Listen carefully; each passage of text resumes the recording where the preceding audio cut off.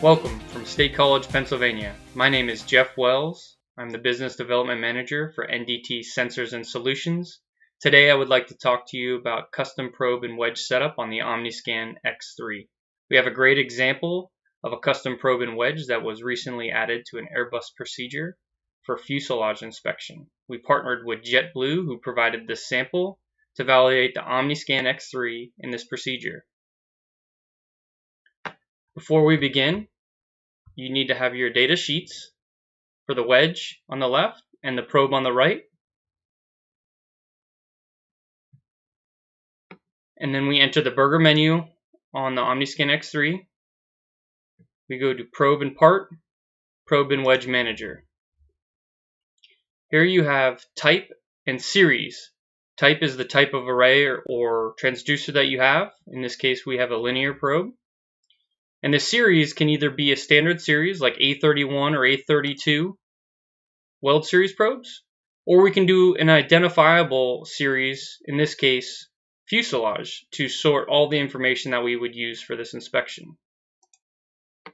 So you would typically start with new, but I'll go to edit to show you the steps.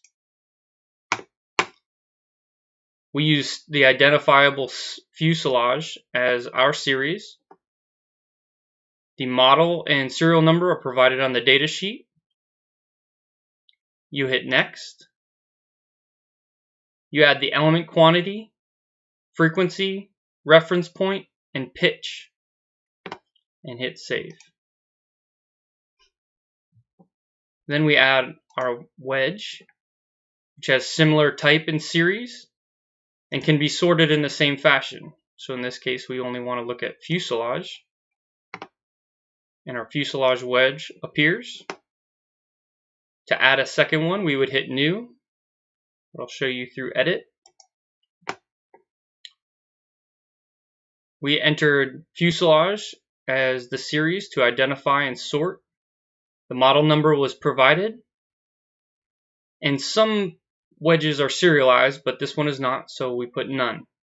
We enter the velocity, the height, the length, and the wedge width. We hit next. We enter the primary offset and the first element. This is a lateral wedge, so we didn't enter a secondary offset or wedge angle. We hit save. And when we're done adding our probe and wedge, we click done.